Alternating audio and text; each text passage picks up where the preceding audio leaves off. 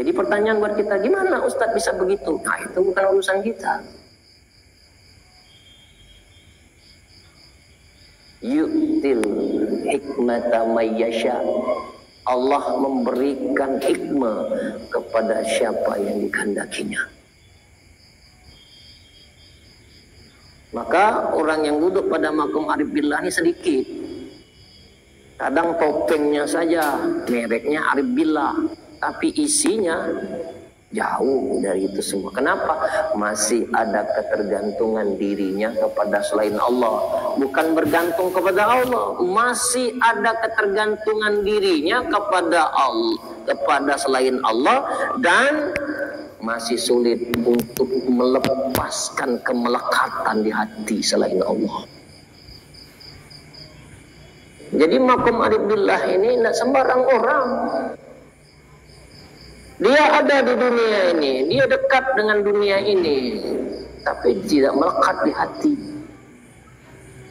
Dia tidak lagi tergiur dengan pangkat, jabatan, harta, kedudukan. Kenapa? Tidak ada lagi gairah. Kenapa tidak ada lagi gairah dalam urusan dunia? Dicabut gairah dunianya itu oleh Allah. Yang ada dalam hati itu gairah untuk dekat dalam akhiratnya.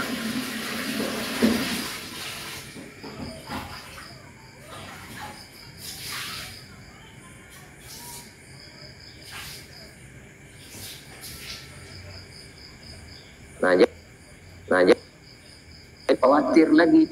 Dan kita tidak pernah memilih jadi orang arif billah. Yang memilih itu Allah.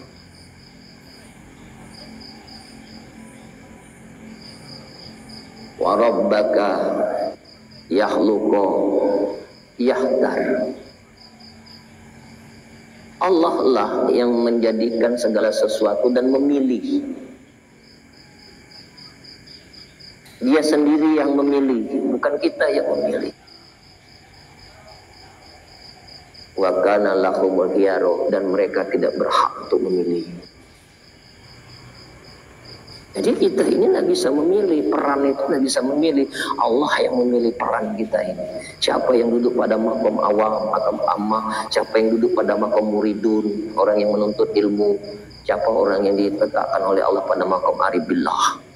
Nah, arif billah ini terbagi tiga. Arif billah permulaan, arif billah wusta pertengahan, arif billah sempurna. Jamu'ul jama' itu sempurna. Nah, orang seperti ini kalau mati hilang, jasadnya jadi cahaya. Ini cerita saja Pak ya. Yang ngomong ini belum sampai apa-apa. Ini cuma cerita saja. Nah, mudah-mudahan cerita yang disampaikan ini suatu saat di antara kita atau ada yang dipilih oleh Allah. Dan orang yang dipilih oleh Allah ini, Allah tidak memandang rekod kita. Mau baik, mau alim, mau maksiat, mau soleh. Itu tak ada. Allah tidak pernah memikirkan itu semua. Kalau Allah sudah memilih, dia tidak memandang lagi track record kita. Mau hafal, mau tidak, mau bagus bacaan Quran atau tidak, Allah tidak lagi memilih itu, karena Allah tidak memandang itu. Karena itu semua tidak ada apa-apanya di mata Allah. Lalu kenapa orang itu dipilih oleh Allah? Nah, itulah rahasia. Maka Allah dalam hadis Muslim mengatakan, al-insanu sirri wa ana sirrukum. Manusia itu adalah rahasia. Yang menjadi rahasia manusia itu apa? Aku. Aku itu siapa? Aku diri atau aku Allah? Aku Allah, bukan aku diri. Di balik aku diri ini ada aku Allah. Maka kenali diri, baru kenal Tuhan. Kenali diri mana? Bukan diri ini, bukan diri zahir ini. Diri yang sebenar-benarnya diri. Siapa diri yang sebenar-benarnya diri? Kalau dalam bahasa Sunan Kalijogo, guru sejati. Siapa guru sejati itu? Al-insan. Siapa al-insan itu sesungguhnya? Itulah yang disebut 100 kurang 1. Allah tuh punya nama 100 kurang 1. 99 asmaul husna. Allah satunya tuh insan. Nah, jadi temukan Tuhanmu. Carilah Tuhanmu di dunia ini.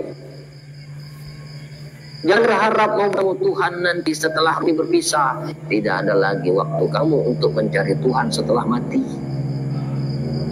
Setelah mati, pisahnya ruh dengan tubuh ini. Maka mengenal Tuhan itu sebelum mati. Maka matilah sebelum mati. Kalau tubuhmu sudah berpisah dengan ruh, dengan apa kau bisa menyaksikan, memandang Tuhan itu?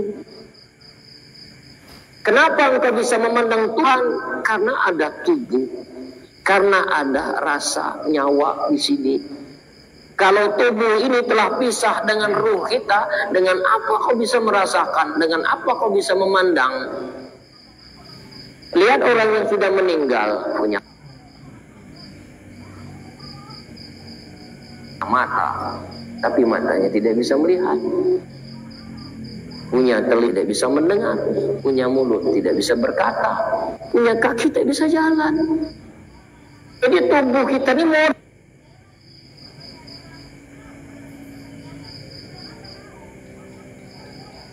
kalau dua modal ini kau sia-siakan dalam hidup di dunia ini, mau kemana lagi kamu? Kalau tubuh ini sirna dari dunia ini, tak ada lagi kesempatan bagimu. Gelaplah kau di sana. Gelap, tidak tahu depan, tidak tahu belakang, tidak tahu kiri kanan, tidak tahu atas bawah. Kita pejamkan mata kita, walaupun gelap kita tahu di situ depan, di sana belakang, di sini sebelah kanan, di sini sebelah kiri. Tahu kenapa? Masih hidup. Lalu kita masih di dunia ini. Nanti kalau lepas ruh ini, kamu tidak bisa tahu lagi mana depan, mana belakang. Mau naik ke atas yang mana? Mau turun ke bawah yang mana? Mau ke kanan yang mana? Mau ke kiri yang mana? Itulah orang yang buta. Man kana fi hazi ama fa huwa fil akhirati ama wa adallu sabila.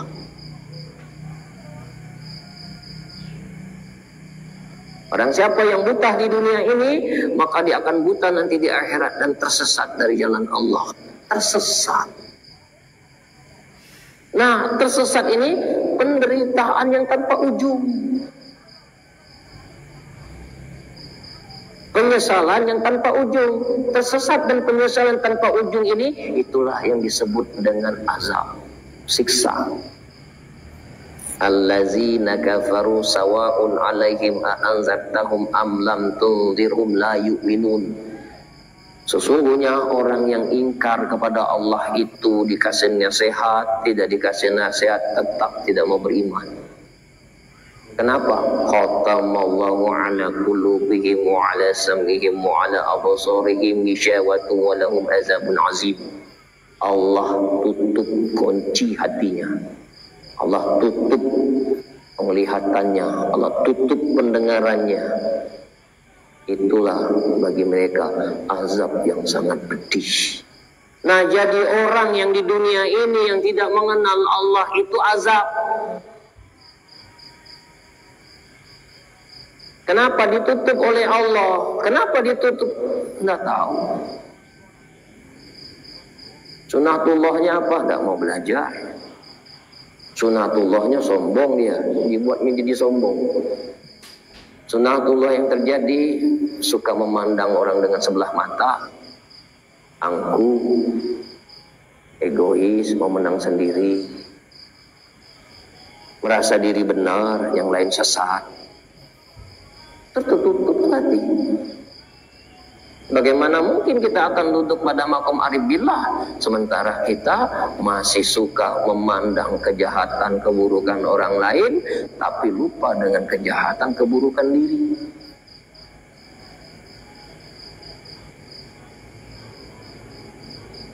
Kita ini kan paling suka kalau lihat orang tuh susah.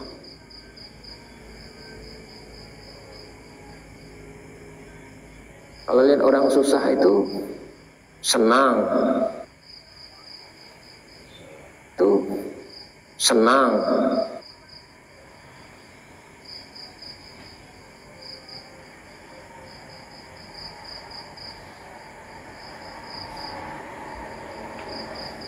Taklah kau.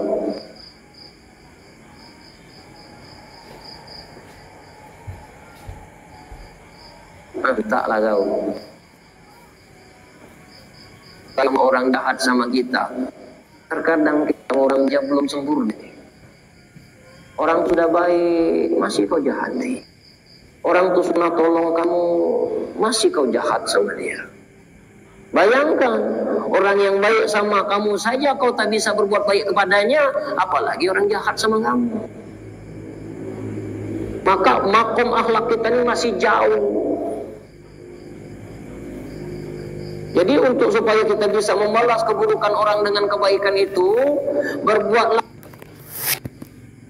dulu sama orang yang sudah berbuat baik padamu.